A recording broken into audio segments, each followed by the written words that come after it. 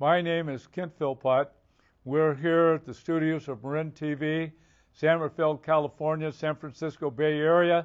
But our guest is all the way back in Chicago, Illinois, and it's Linda Jernigan.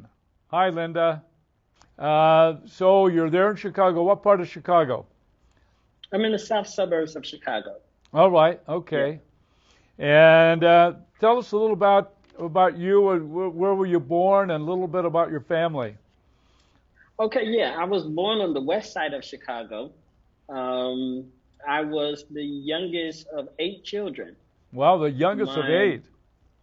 The youngest of 8, yeah. So my biological mom, she was killed by a drunk driver when I was approximately 3 weeks old. So my biological father decided that he would allow me to be raised by my maternal aunt because he had 7 other children that he had to raise. And so I didn't grow up with my siblings.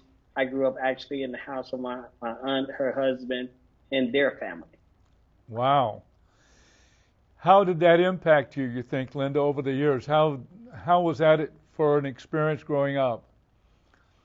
Well, of course, it was very awkward, because everyone in that particular household had the same last name, and I had a different last name. They all looked alike, and I did not look alike. And then to deal with the absent father was another thing. It was because I didn't have him. I wasn't around my siblings. And it wasn't like, he came and visit often or anything like that. So there was basically no relationship, which had me feeling empty, alone, no identity, just confused. Wow. So how would you characterize your growing up? Something favorable or not at all? Well, it had its good moments, but also it had moments which are very challenging, because my maternal aunt, I grew up calling her mom. And so she took me to church. She was a very good Christian lady. So I grew up in church, knowing about God. She took me to Sunday school and Bible class. And so it was good from that aspect, but it was also very challenging because I had no identity. I didn't know who I was. I was the only person with my last name. I was the only person who looked like me. And so it was very challenging. And then because I didn't have my identity, I was trying to figure out, who am I and what am I? Because they're telling me that I'm a girl, but I actually feel like I'm something different. And so it was very challenging to try to process the internal feelings that I was having, as I could not relate or connect with basically not much of anything. Okay. Did you enjoy going to school? I did at one point. I was very academic, made good grades, but then there was this other side to me that was very angry and was very hostile, very rebellious. And so my mom would always have to come up to the school because of my behavior. But on the opposite side, as I said, I was very academic, so I could do my work in 10 minutes, and then I'd disrupt the rest of the class so that no one else got their work done. Okay. So I did like school. I did like reading.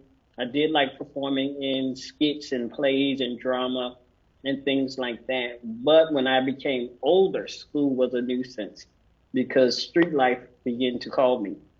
And so I opted to drop out of school in the 10th grade, in the 11th grade. And so it was different. So you dropped out of school in the 11th grade, Linda. Yes. What did you do after that? Oh, I partied. I just partied, was committed to just having fun, living a reckless life, drinking, smoking, using illegal street drugs.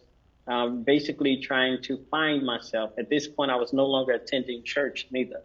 And so I was just hanging out on the street corners, using drugs, selling drugs, using alcohol, just being very rebellious and disruptive because internally it was something missing.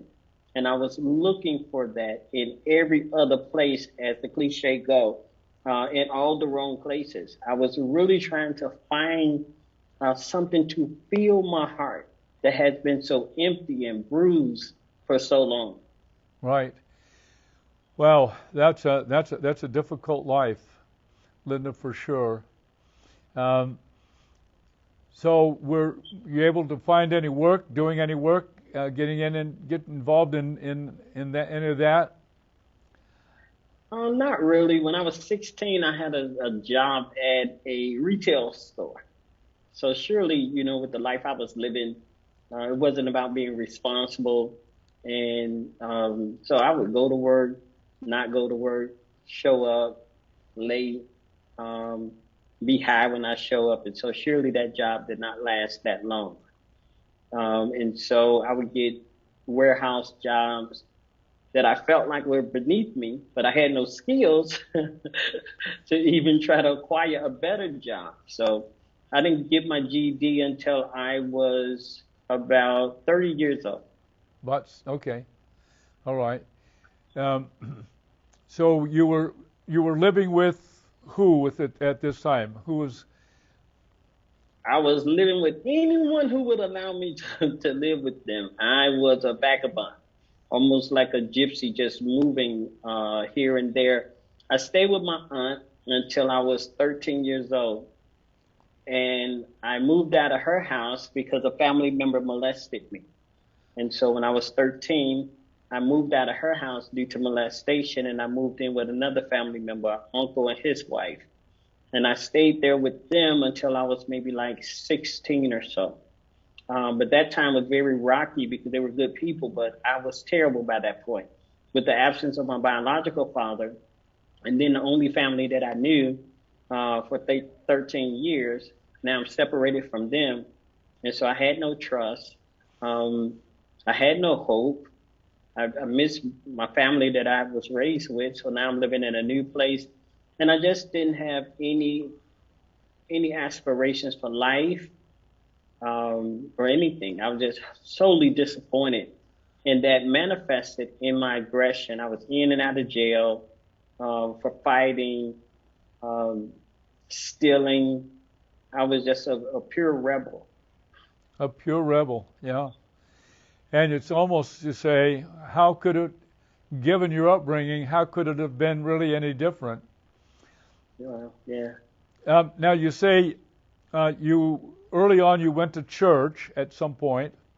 Do you feel like that you were actually an actual born again Christian? No, not at the time, but I did know of God.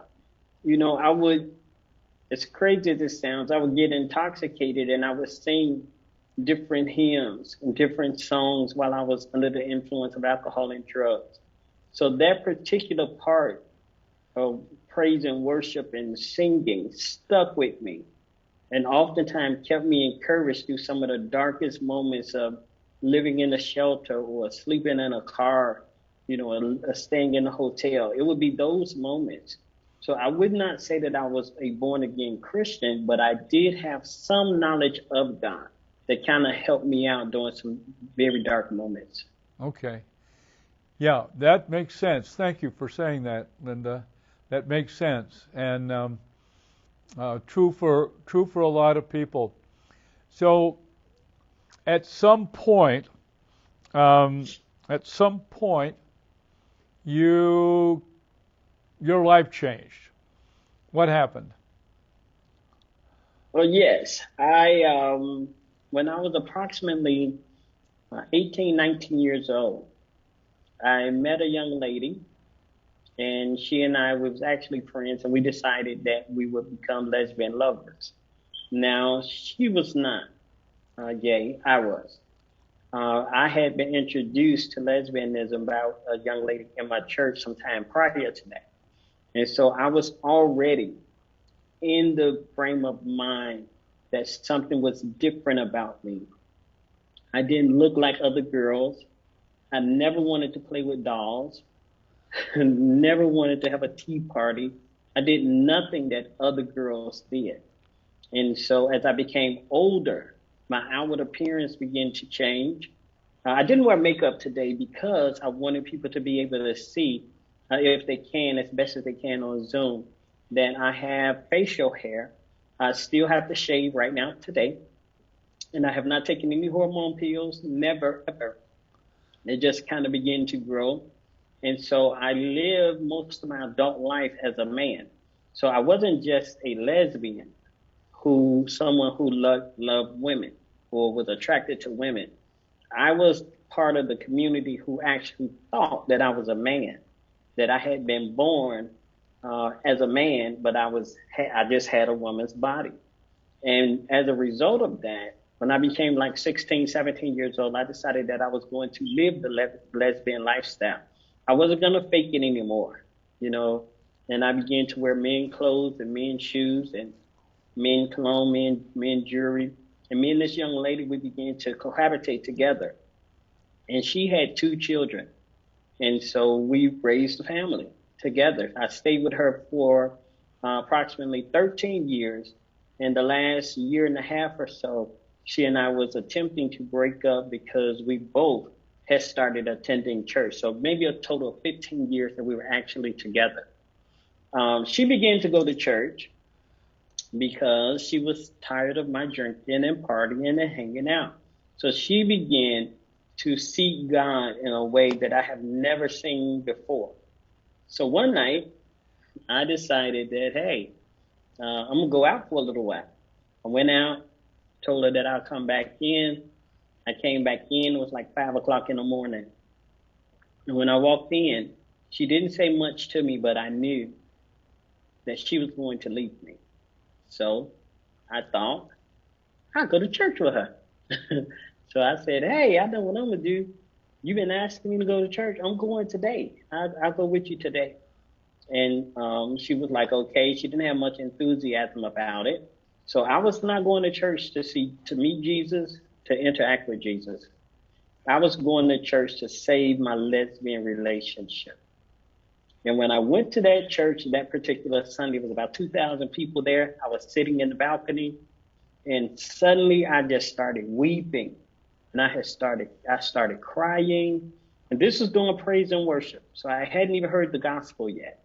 It was during worship that I started talking to God and started telling Jesus things like, I can't be saved, you know, because my lifestyle, it is contradictory to what it means to be a Christian because, you know, my family was still in church. My uncle was a pastor. So I knew, you know, from when I would go to their church intermittently, you know, I knew that I was an abomination and I was wicked and I was going to hell. So I knew all of that.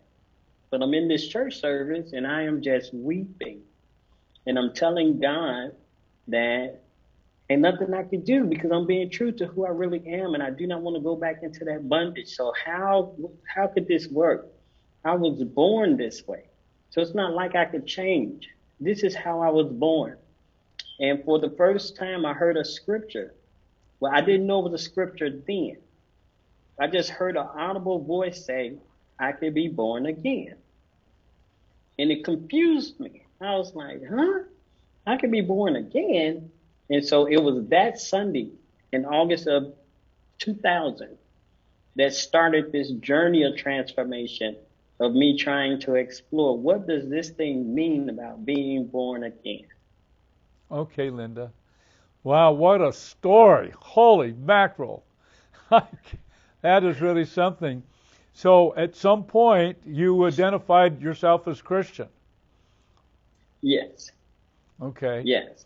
I identified as a Christian. It was, like I said, I went to that church in August of 2000.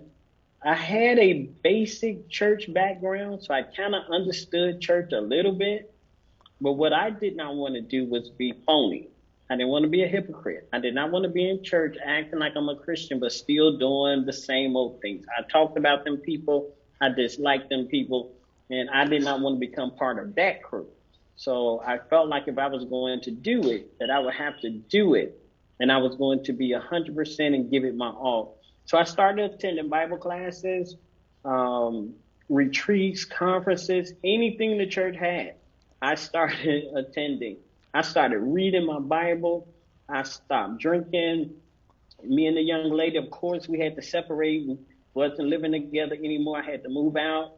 And then I got baptized. Then you got baptized. So when I got baptized. Okay. And when she got baptized, so we got baptized together. So when I got baptized, that is when I believed that I became a Christian. Because I was standing by the water. I was telling God, I know what this means. I'm going to lay down my old life, and I'm going to live my life for you as a new creature. But I did have this addendum to it. I was only going to do it for 1 year because I wanted to prove that it really worked. And I told God, I say, if this really does work, and you really are God, and you really do change me, I'm going to tell people. I say, but if nothing really happens to me, and I still have same-sex attractions and all that, I'm going to tell people. So I'm going to give this my all for 1 year just to see if it really works. And as of today, it's been 21 years. All right, Linda. Wow. What a story. What a story. Hold up your book, and that's a picture of you, and it says, Yes. I am woman. Yes, I am woman, a transgender transformation. Wow. This was my declaration to tell the world. So, Linda, hold it up some more, please. Okay. So people can get that. They can go to Amazon.com and get that book? Yes, and they could go to my website at lindajernigan.com. Okay. Wow. So that was how many years ago? That was 21 years ago. That was August of 2000 when I became baptized. Okay. All right. There you go. And so it's been really something.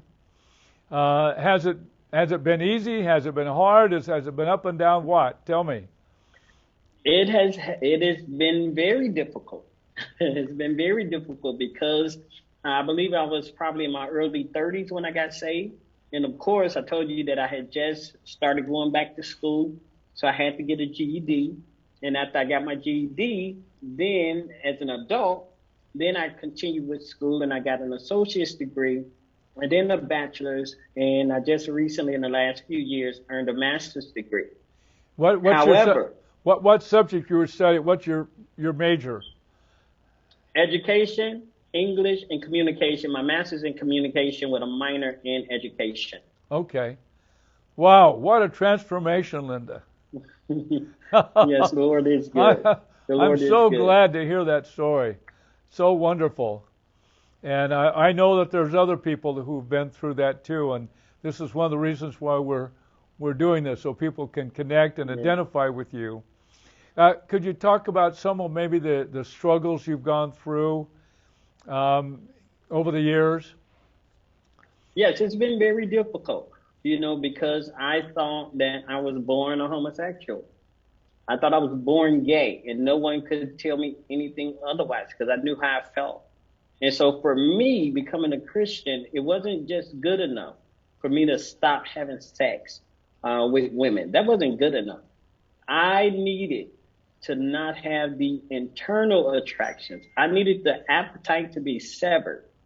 And so as that began to happen, it kind of shocked me, and then it made me kind of uncomfortable too. I remember being in worship in them early years. I only thought that the Lord spoke to me during worship because that's how he did it the first time. So I thought that he always talked to me during worship. And I remember when he told me to shave my beard off. And my beard was something that I kind of would rub in the face of other gay women because they couldn't grow a beard. And so this was my pride and joy. And I was lifting my hands in worship and I heard, you're going to have to shave your beard. And I was like, that's crazy. I'm not doing that. And when I came back to church, I was worshiping and I felt like God was very distant, like he wasn't talking to me. And I'm like, man, wonder what the problem, what's the problem? And then I realized that I hadn't obeyed him, that he had given me a command. And I said, okay, I'm going to shave my beard. Went home that day, shaved it, never had it anymore since then. Now, another thing was, go ahead, I'm sorry. No, so you still have to shave, Linda. Yes, I still have to shave. Did you ever take any male hormones? Not at all. Not at all. Never took a hormone pill, male hormones. It just kind of grew by itself. One of my doctors said that I had high levels of testosterone. Yeah. And so that's how come I have a deeper voice. That's how come some of my mannerism are masculine. But what God did was He changed the inside of me, So now I have the testament to be able to say, look at the beard, listen to my voice. But here's the difference now. The difference is I'm not in agreement with this, and I don't have that appetite. Okay. Yeah. Okay. Yeah. Well, that is an astonishing miracle, Linda. And what I'm encouraged about is that you have the courage to talk about it. That's the big deal. Yeah. A lot of people would just go undercover and out of fear of rejection. Mm-hmm. But I imagine you've had some experiences of rejection. Absolutely. In the church and outside of the church. I was pretty popular in the homosexual community. So when I switched, then surely they did not appreciate that. No. And then I began to wear different clothing. So, the Lord told me I couldn't wear men's clothes anymore. So as an adult, I had to learn how to shop and purchase women's clothes. I didn't even know what size I wore. In women's clothes and men's clothes, I was a 34 in the waist and 30 in length. I did not even know how to even purchase women's clothes. But the Lord gave me people and resources to be able to help and assist me with that. In the church, it has been very difficult with the rejection. I thought that it would be a good thing, a very welcome thing. And in some circles, it has been. But the level of skepticism and doubt and suspicion and all of that has been very tough to deal with. A few months after I got saved, maybe like the first year or so, one of the elders at our church told the pastor that she didn't want me hanging around them because they felt uncomfortable, like, I was going to try to flirt with them or something. And so the pastor of the church stood up for me, and I told them, I'm not there for that. I'm different. I'm saved now. So it made me feel bad because some of the people who said they were actually praying for me to be delivered, when I became delivered, they didn't believe it. Yeah. Like, you don't even believe your own prayers. You don't believe that God answered your own prayers. So it's been very challenging, with the rejection and all of that. But the wonderful part is that my relationship with the Lord, not only did He deliver me from that level of torment and uncertainty, but He also delivered me from alcohol and drugs and anger and rage and all of that. So it's worth it. Wow. What a story. I got to say, Linda, I've never heard a story like this. Although I've been involved in ex-gay ministries starting in the very early 70s. And I'm long familiar. I've written a number of books about the gay life and so on. And but your story is absolutely unique, I have to say. Let us see the book again, please, Linda. Yes, this is actually my I Am Woman. It's actually my second book. My first book was called Rescuing Homosexuals in the House of God. Wonderful. So, and that's also available on Amazon?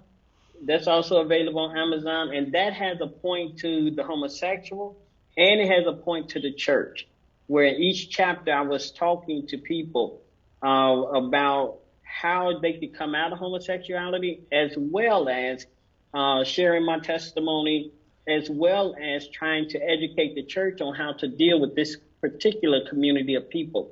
That book is probably, I think I wrote that in like 2005, so it's pretty old out there. So this is my latest one. I'm talking about coming out of transgender transformation. And then there's also YouTube videos that people could watch if they want to hear my story or follow my journey through the years.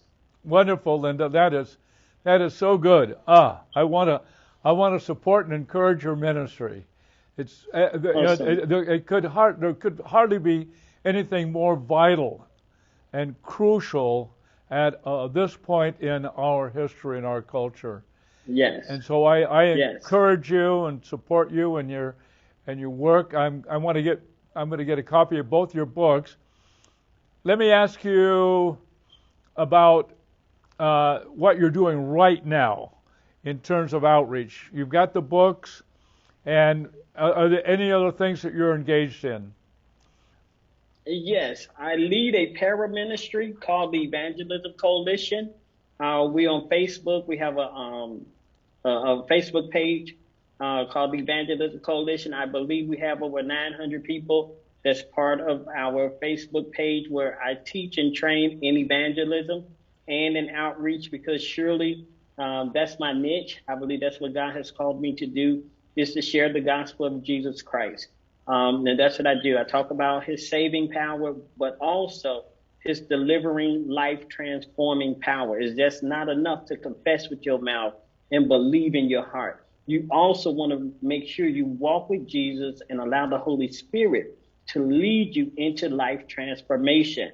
So that's what I basically do with the Evangelism Coalition. I am also a counselor, certified alcohol and drug counselor. I also mentor and disciple people who have same-sex attractions and disciple them as well so that we can make disciples of Jesus Christ. So I'm pretty busy. You are busy, Linda. I think I asked you the other day if you know Laura Perry. Yes. Yes. I am familiar with her. And her yeah, ministry. She's wonderful. She has somewhat of a similar story. Of a similar story. We interviewed her about a year and a half ago, but she's just terrific. Now, let me ask you, what is your favorite book in the Old Testament? Favorite book in the Old Testament by far is Joshua. What? Is Joshua. Joshua. I love Joshua. Kind of like Genesis too. I teach a lot out of Genesis, but I love Joshua. I love the transition from Moses over to Joshua, but Joshua was a warrior, and so I love that. Now, that's from my personal identity. The one that I love to read is Psalms. I kind of love Psalms, worshiping and praising and how, the Lord was shifting David and communing with him and talking with him throughout his different journeys and sins and failures and weaknesses. And when David would get discouraged, the Lord had a word for him. So those are my two favorite in the Old Testament. New Testament. I'm an evangelist. So I love Matthew, Mark, Luke, and John. I love Matthew, Mark, Luke, and John. I love the Acts of the Apostles. And then I like Paul, too. I like Paul's letters to the churches in Corinthians and Ephesus. I'm more of a New Testament fan. So I love the gospel. Me too. Now, favorite verse. We got 16 seconds. Favorite verse. Favorite verse. I would probably say the one that I have on my arm is either Isaiah chapter 40, where he says, I give power to the weak, and those who have no might, I increase strength. And so I love that. So when I have moments where I'm feeling overwhelmed, Psalm 61, too, in verse number 2, I like that one, that when my heart is overwhelmed, lead me to the rock that is higher than I. I love that one, too. And then I also love You Can Be Born Again. Linda, we got to close. I want to thank you so much. We want to support and encourage your ministry, get people to go buy your book. And thank you very much, Linda. I appreciate you. We're now connected. Okay? Yes. All right. Yes. All right. So we've been talking with Linda Jernigan in Chicago. Go get her book, I Am Woman. And we'll be looking for you on another episode of Why I Am a Christian. So long.